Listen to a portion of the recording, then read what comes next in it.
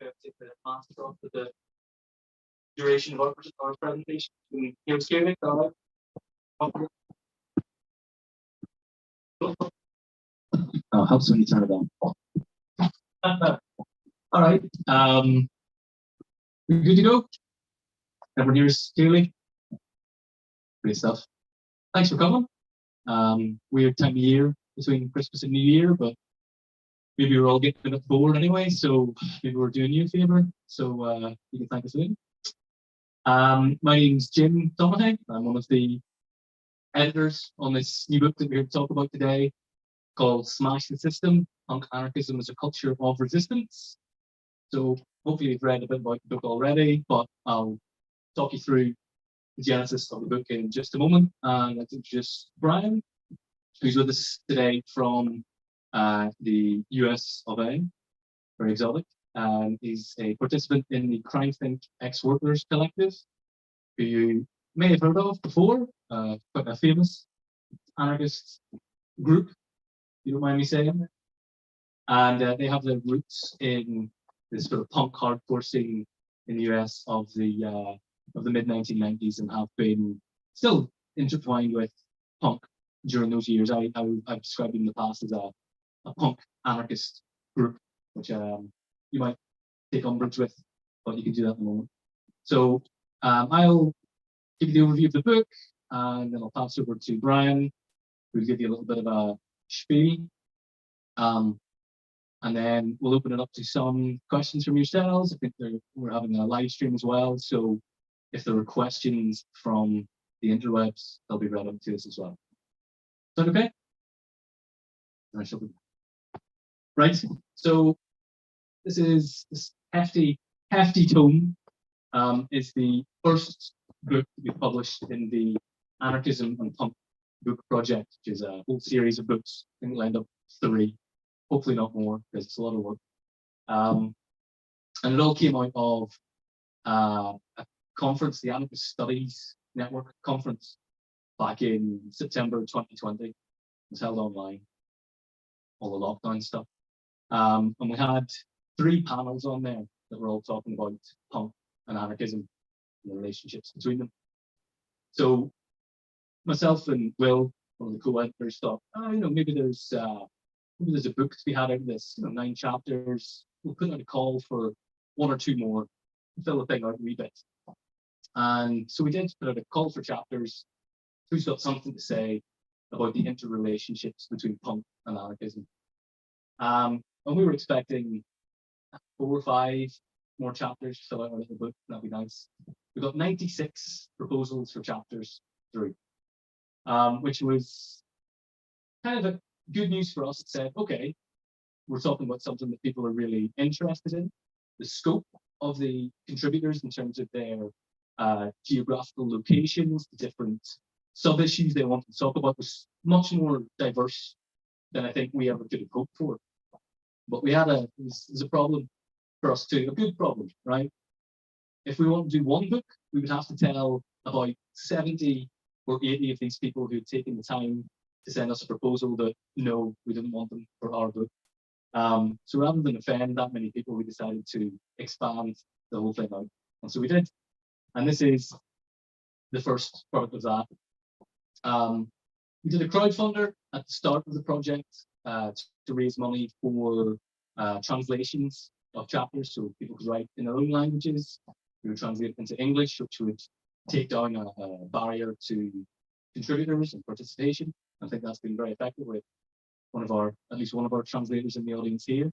Nice to see them. Thanks for your work. Did we pay you? Have we given you a free book? Not yet. I'll get you one.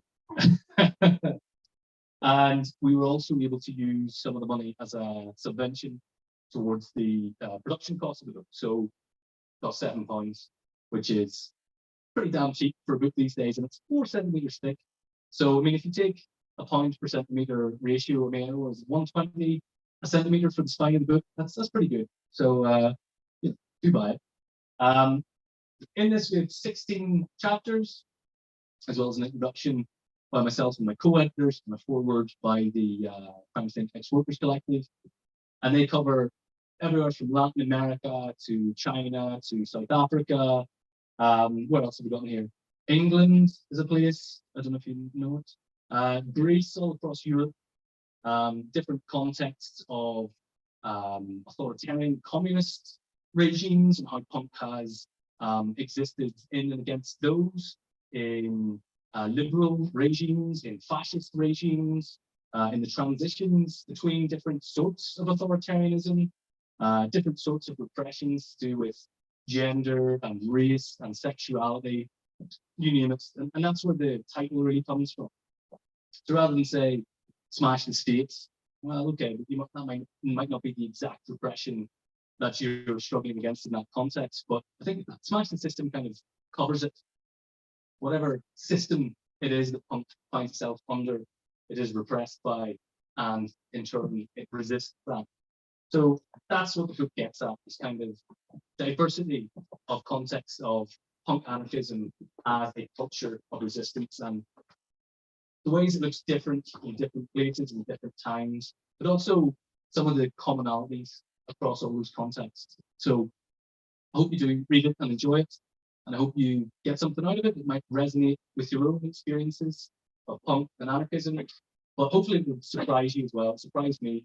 I think I've learned a lot reading through these chapters and working with the authors on them. So I've enjoyed reading it. I think you will too.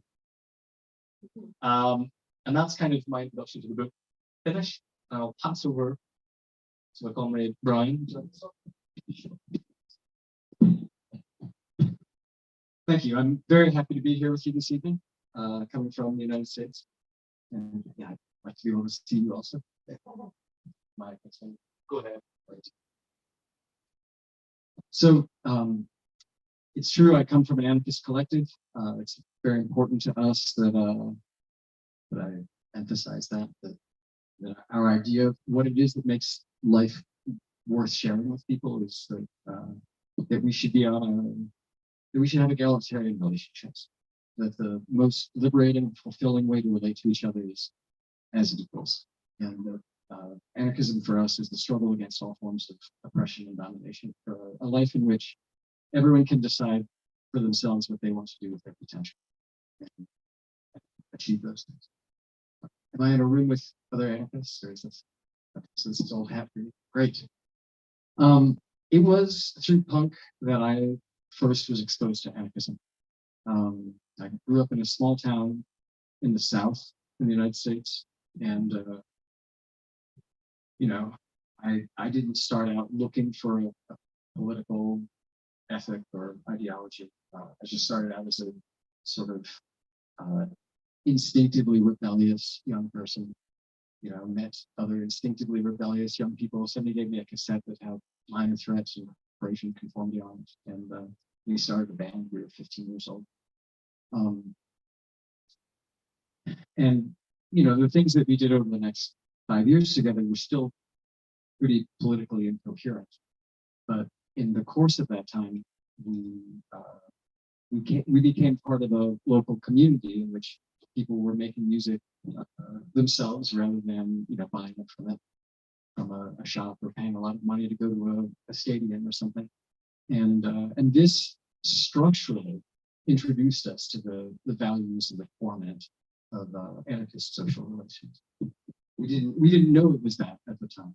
We didn't know that what we were doing was participatory. Was a folk art where it's practiced by the participants rather than sold to people with sort of a high art sense. We didn't have the language to verbalize these things. We were just exposed to that format by doing it in this sort of youth collective self-education project that the punk scene offered us. And as we got older, as we became more serious about playing music, we bought a van together. We learned how to do property collectively in our group. We had to learn how to resolve conflicts and make decisions as a group. And we started traveling, around the United States, meeting other people who were doing things this way, but on a larger scale, where they had a collective house, or they ran a collective venue, where they had political projects that were collectively organized. And then we were fortunate enough that we got to leave the United States and travel to Europe and South America, and there we met people operating on a much bigger scale than we could imagine. People who illegally occupied whole city blocks and turned them into a honeycomb of different collectives. People who had taken over disused farmland and established, like massive self-organized agricultural projects. And in the process of doing this, our capacity to imagine expanded. We became able to imagine what it might look like to have an entire world that was self-organized as well. When this rock and roll song came out in the 1950s called "Rock Around the Clock," there were riots in the movie theaters as people heard this like exciting or intoxicating beat, slashed the theater seats or got into fights or whatever. And we had some similar experience where having these being exposed to these new possibilities in the subculture that we participated in, we began to wonder what it would be like if we didn't just have this sort of invigorating experience of freedom for a few hours on a Friday night, but if we had rock around the clock.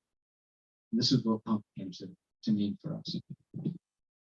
Having laid out this framework that was my personal trajectory to becoming an anarchist and meeting other people, some of whom were punks, some of whom were not, who also wanted to try to create a free world together. I want to frame punk rock historically. I want to frame it in its historical context to try to talk about what it was that may have made it so irresistible to teenagers like myself in the 1980s, and also as a consequence of this, to be able to brainstorm a little bit about what could keep punk alive and vibrant as a countercultural movement, and also to talk about the ways that the challenges that we're facing today as people who want to live in a better world change the way that those challenges change. So my basic framework here is that capitalism produces changes in the ways that people meet each other to rebel.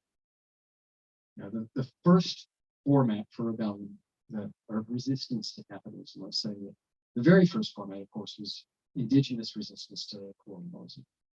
That's the first reference point that I think of when I think about the way that capitalism has conquered the globe.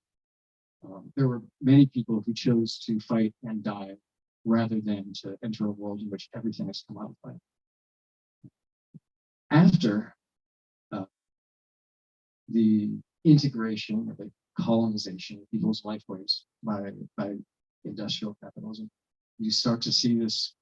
The next format that you start to see is industrial labor associations, like revolutionary labor associations.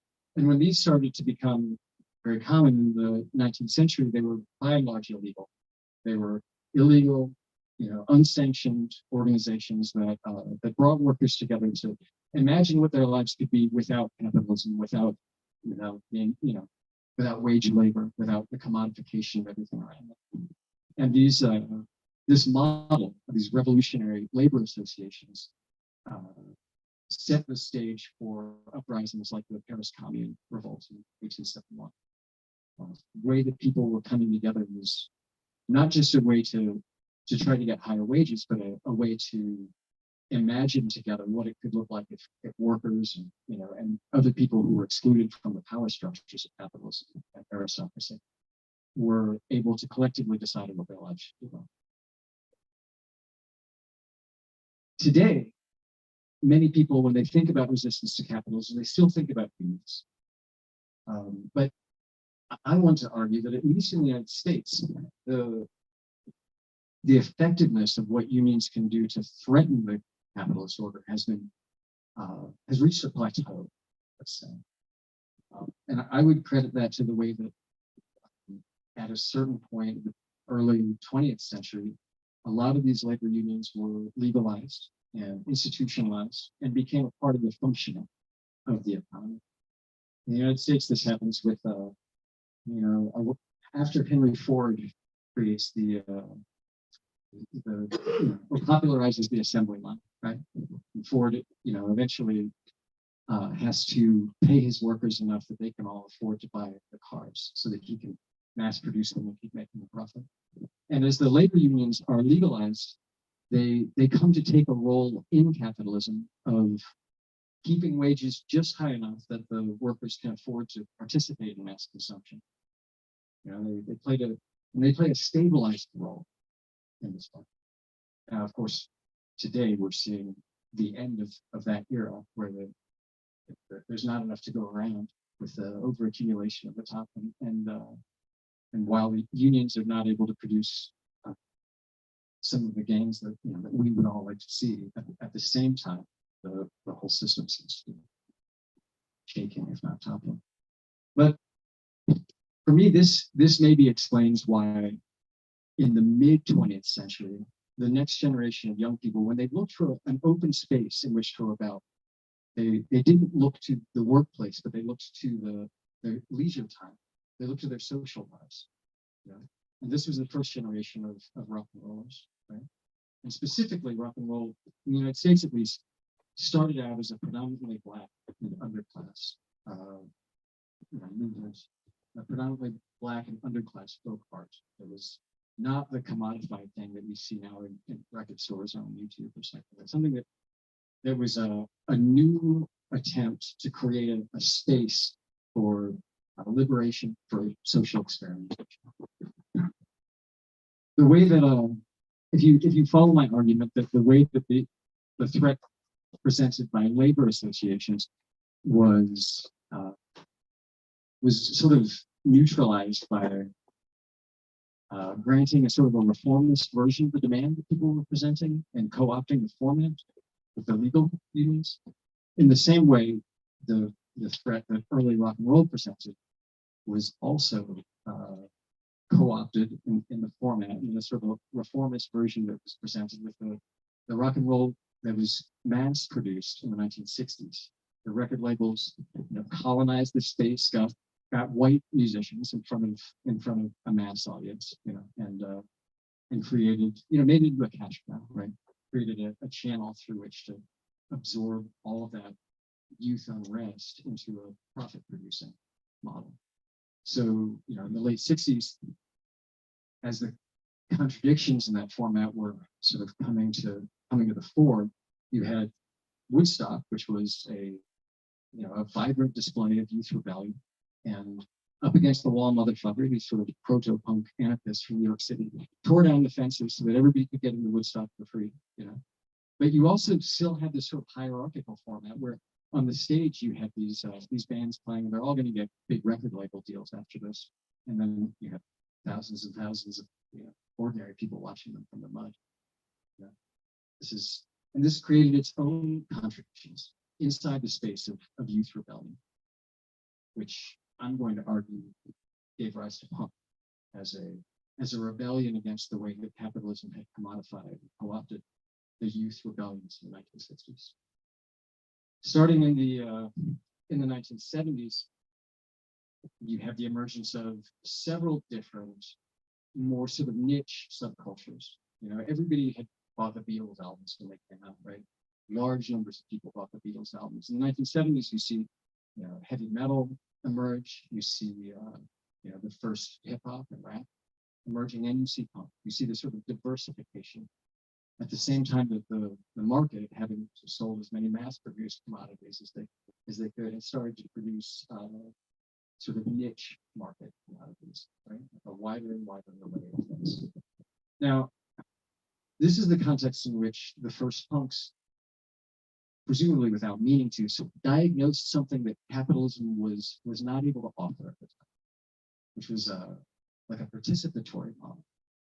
All of the media formats of the 20th century, mid 20th century, were unidirectional. You watch network television, it's just noise coming at you out of a box. Okay? You go to see Led Zeppelin, you're sitting there, in the stadium, and all the information is coming at you from the stage. You are on the receiving end of a unidirectional flow of information. when I was growing up, that was the option. That was the only option that was available to me if I wanted to produce, if I wanted to participate in mass society. What punk had to offer me that was, I think, was irresistible in retrospect was that it was offering me the opportunity to be a participant, to be a protagonist in a folk art form. And this was irresistible because it was something that the mass market didn't offer. It was intoxicating and exciting. When Crass put out their first record, The Feeding of the 5,000, this is an example of first, it was how punk got started as a participatory, self-organized thing, right? But it also was an early example of people, ordinary workers, or maybe art school students, I don't know, getting to use these means of production that had previously been reserved for capitalist corporations. Crass called the record "The Feeding of the 5,000" because at the time, 5,000 was the minimum number of records to press. Is anybody here in a band? I know you're in a band. Have you pressed a record recently? Yeah, I think it's 300. Okay. Right. Nowadays, maybe you will after tonight. But I think that doesn't mean that you're a failure. Nowadays, lots of bands are producing 300 copies of a record, right? And Crash sort of set the stage for that, establishing the possibility of self-organized, self-produced music. But y'all all know what happened next was that capitalist corporations identified this model of participatory, interactive media as the next frontier for capitalist expansion, the expansion of the market.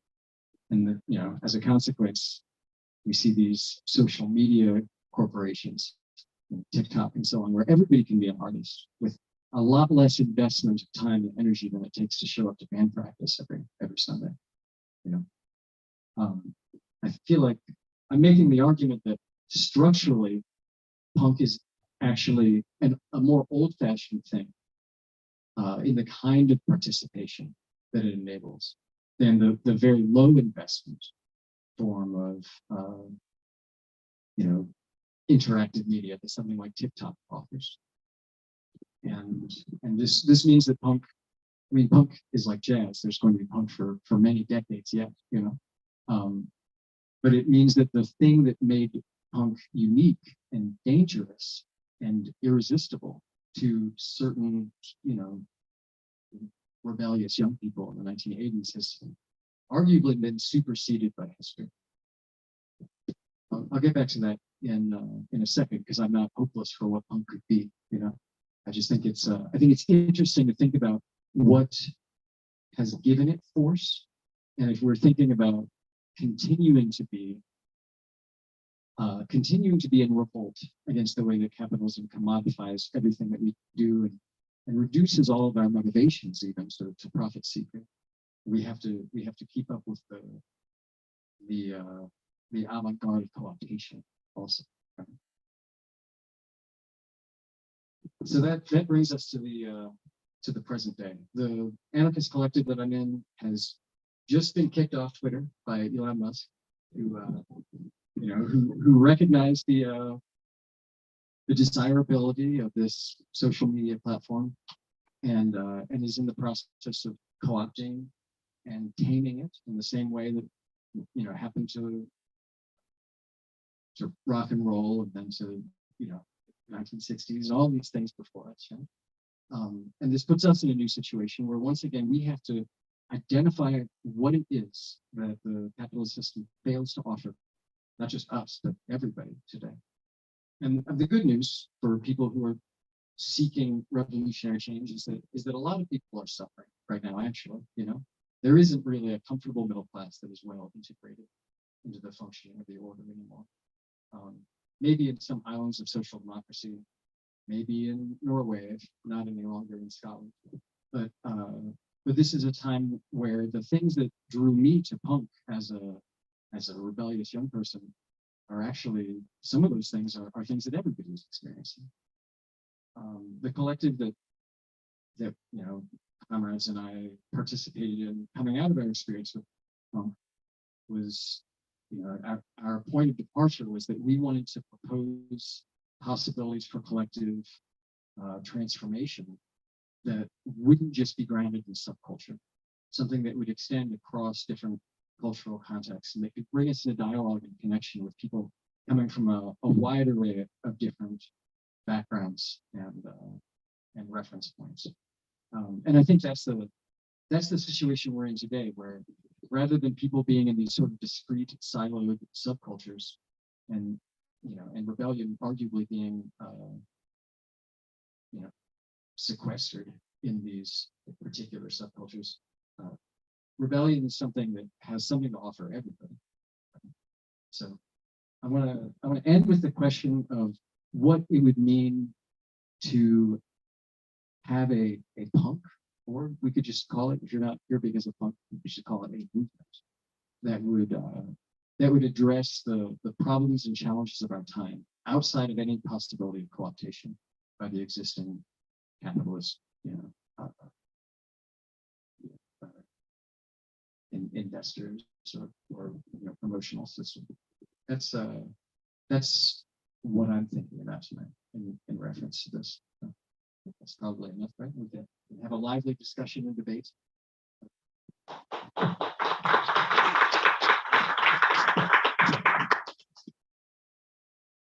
All right, do we have a short amount of time left for question and answer? Lindsay or Rachel? They've just run away. I suppose, yeah. Anarchy. So yeah, I guess we'll throw it open to the floor. Do any of you have any burning questions for either Brian, myself, or your fellow attendees?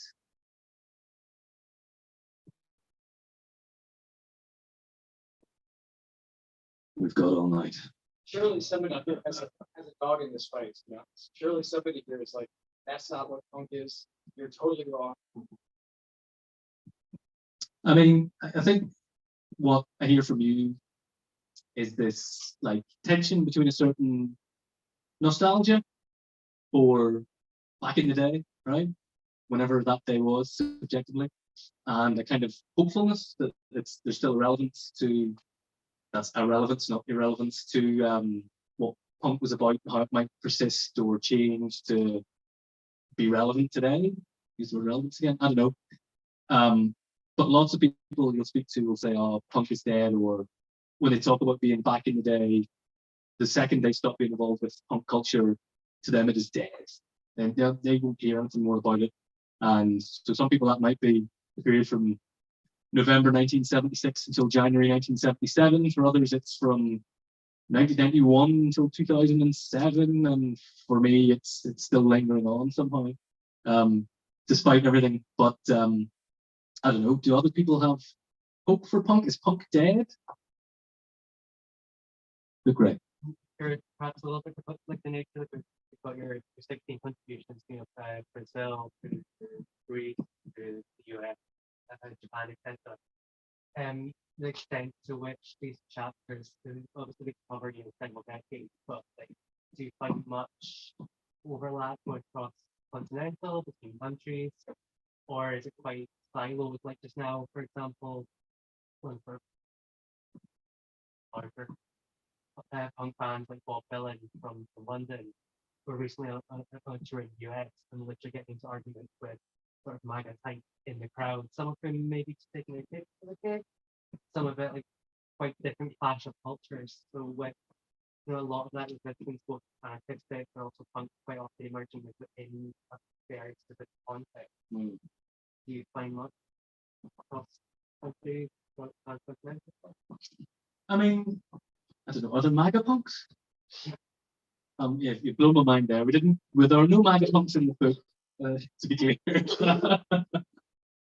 I'd say something that comes across quite clearly when reading these chapters and been involved with a lot of international punk collaborations, whether it's music releases or tours or this kind of writing stuff and zines and all the rest of it.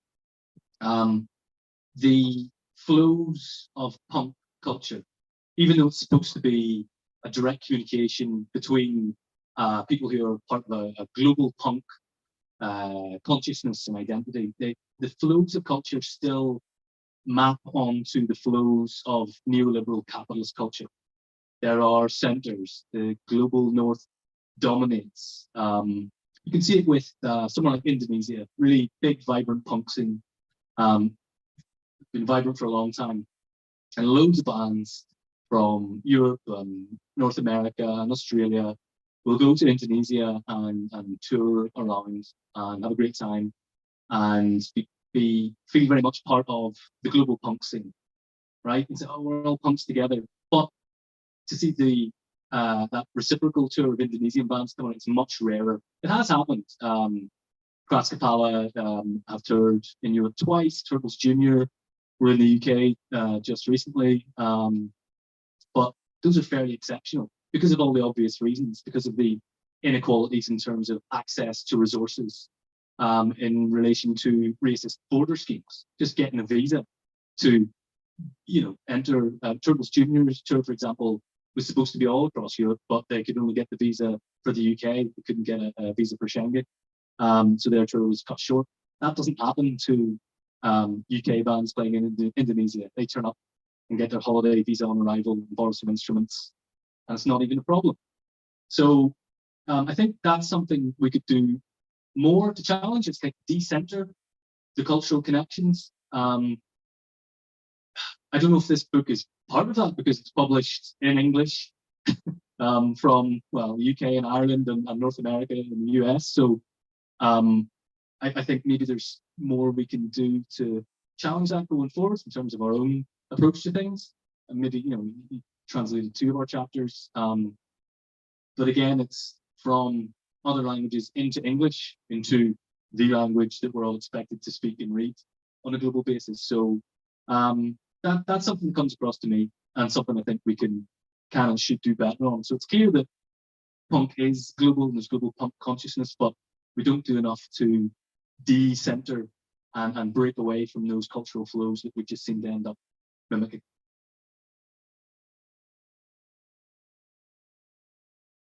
Anybody else? Yeah. Just going on from that, you think about what you might want to do to get the truth in other hands, the translate or the languages to page or the schema, things like that. Yeah. Well, Cranksink is a great example of you do a lot of other languages on your website publications, and more and more that seems to be, at least things are kind of bilingual. You have Scots and English, for example. Scots is a language. Well, I've made enemies there. Anyway, we speak it where we're from too, so it's all right. Yes, I think hopefully there are plans already coming along to translate it into Italian. A lot of the chapters come from Latin America as well as Spain. So I think translating into Spanish should be quite easy because a lot of the original contributions are already in Spanish. So that would give us a head start. But I mean, again, there's a lot of work involved in that and money to put towards it. So this is where the kind of limitations of capitalist cultural production hit us in the face. So maybe it's a case of doing with a crowdfunder to make that happen. But Active Distribution are a great publisher, but their distribution networks are in the English-speaking world predominantly, even though they're based in Croatia. So I guess it's finding other publishers in other parts of the world who can take that work on and see it through. It's a big job, and who would have the resources to pay for people's work, or people who are in a position where they have the language skills and time to dedicate to. I think we were lucky, horrible thing to say, it's really glib, that we started this project during lockdown and everything was happening then, because people had, for one, spare cash because they weren't going out, so they could crowdfund us. And a lot of the contributors and translators and people who spread the word had spare time because they weren't crushed by their normal working life. And we've definitely seen some atrophy there, people having to drop out reluctantly because real life is just getting in the way. So I don't know if this book project and this book is from a certain moment where people had time against the odds, or normality had receded and normality has come rushing back in. So yeah, I think you're right to say that's something we should be doing. How we do it is another question. But yeah, I mean, if anyone has ideas about how to make that a reality, we'll definitely go for it and try and. Have you got anything to say about translation, internationalization?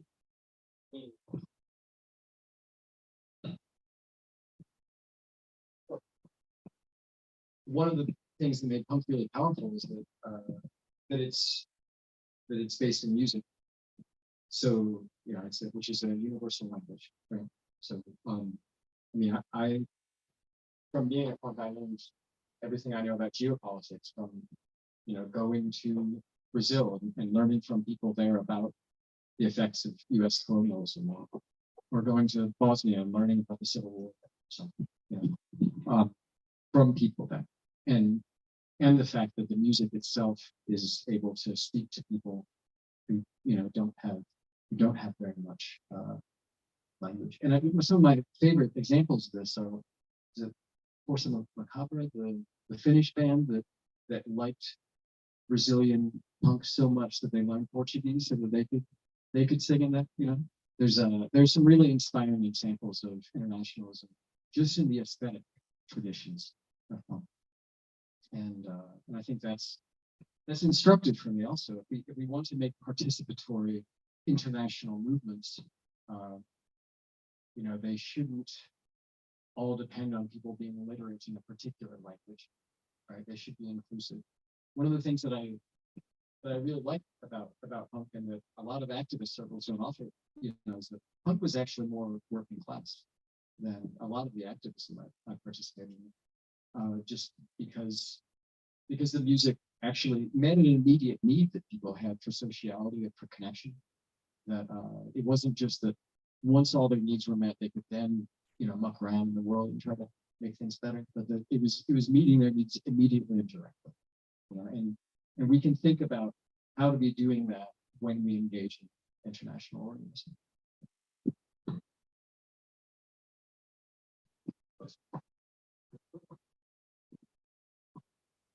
Any other thoughts?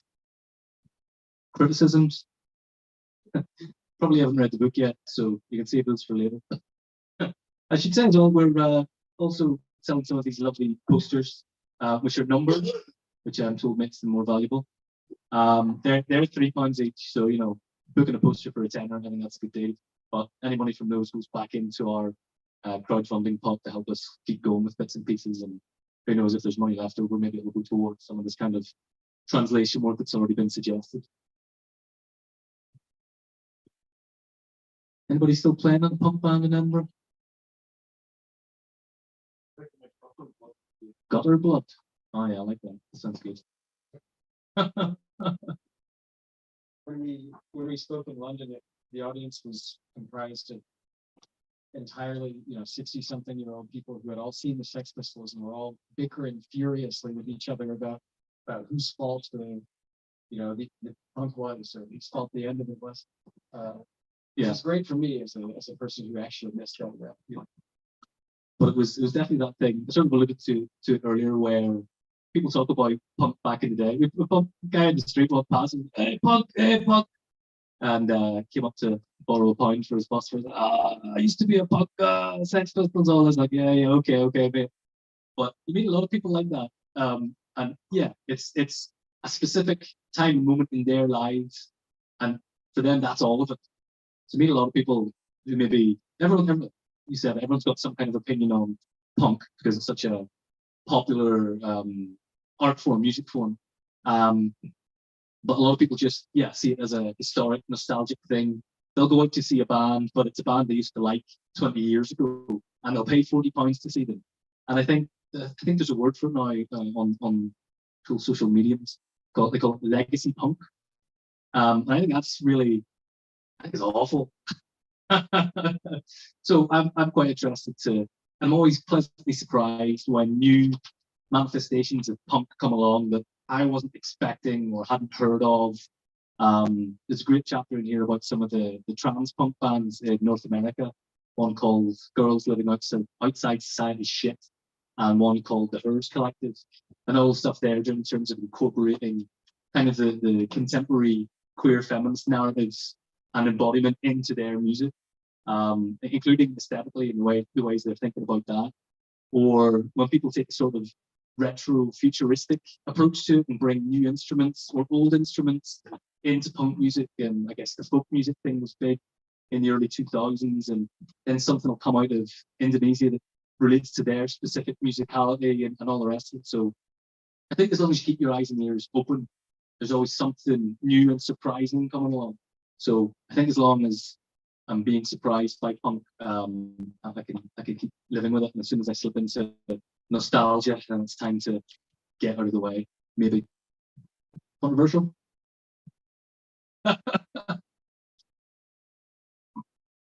Anybody else? Did we get any questions online, Lindsay?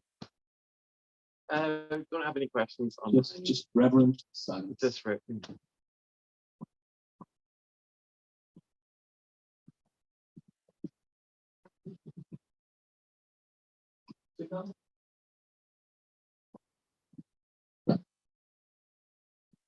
Well, the future of punk, I'll start with that. How do we see the future of punk in that? That's a nice broad question. Can you answer it for me first before I give my answer?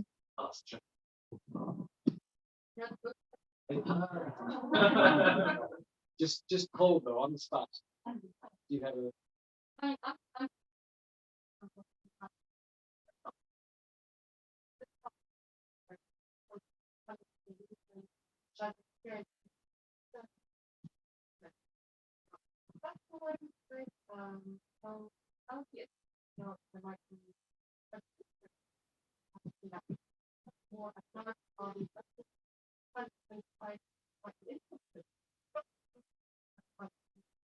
there are some good North African punk bands out there.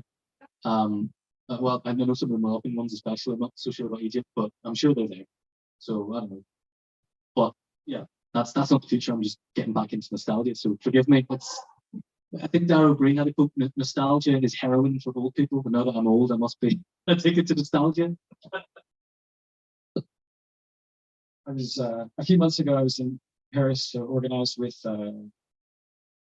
Syrian refugees who have a collective there, and this is one of the really important things that I think that we have to do as political organizers today: is figure out how people who are in exile, whether because of wars or repression or ecological catastrophes, can continue to organize where they are. And the people that I have been working with there, one of them is like he's politicized in Syria, not by punk, but by metal, you know. So we can kind of connect over that. I'll circle back to what hope there might be for Egypt, for example, at the end. What's happened there since 2011, 2012 has been really tragic, and my heart goes out for all the people who are still in prison. In terms of the future of punk, I can imagine it two ways. You know, one is that punk, like jazz, continues to be a musical aesthetic. And but it's set, it's fixed in time. There's many different kinds of jazz, but hopefully there are new kinds of jazz here. I don't know. But when you think of jazz, most people will think of John Coltrane or something, in the same way that the person that we passed on the street thinks the Sex Pistols when he thinks of punk. Punk was a vibrant and living and inspiring movement, for sure during the time that I was participating in it, because people were challenging. They were challenging it aesthetically, they were challenging it politically, and that means it's a living format. Every night we would play with some other bands, and everybody would be struggling to show how they could take this toolbox that preceding punk bands had created and use it to subvert expectations. What happens if we when we go into the breakdown, what happens if we do the whole thing with double bass? Is that, you know, things like this, and you're always trying to, uh,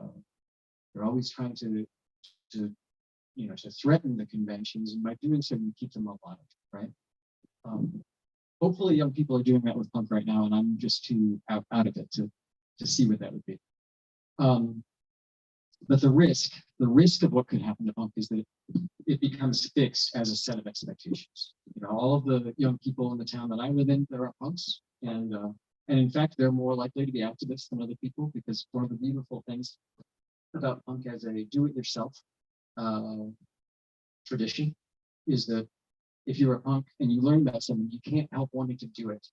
You know, if you're a punk and you learn about activism, you're like, okay, put me in the front. What do I do? You know, this is a beautiful thing about the way that the music and the formats of music can educate us to understand ourselves as protagonists.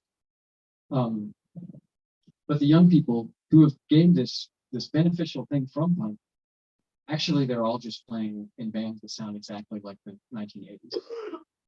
My it's an anti-Cymex. Yeah, my friend said that this, you know, that they all sound like you ran the system update on anti-Cymex for 40 years.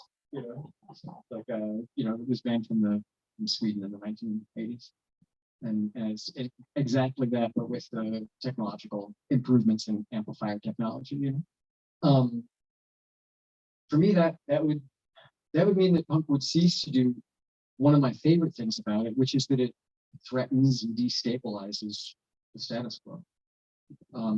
So the other possible future I can see for punk is, and that I'm trying to challenge any punks who may be here to fulfill, you know, to bring into being, is that punk could continue, punks, self-identifying punks could continue to find ways to challenge the expectations, not just aesthetically but structurally, of the, you know, the society we live in.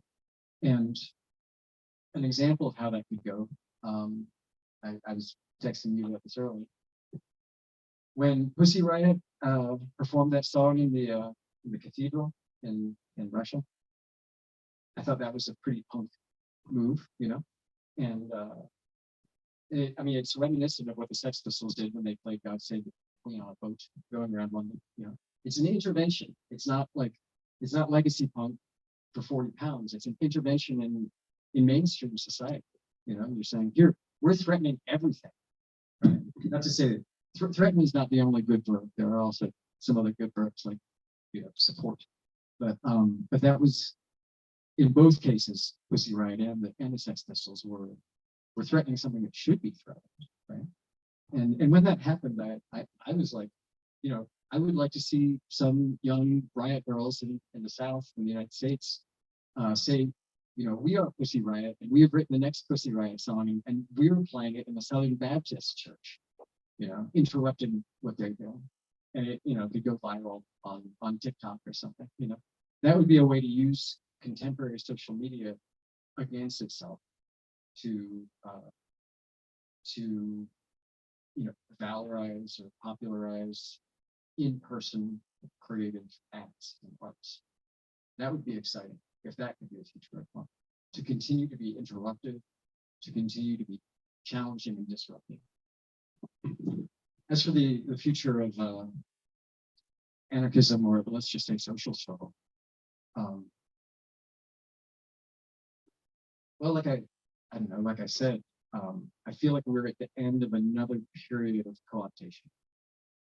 The way that capitalists dealt with the limits of their ability to accumulate profit a generation ago was to make the whole world into a giant assembly line, right? With this sort of neoliberalism, and for all of us to be constantly available to the market, there has to be digital connection, so that at any moment your boss can make you go into the cafe or whatever, you know.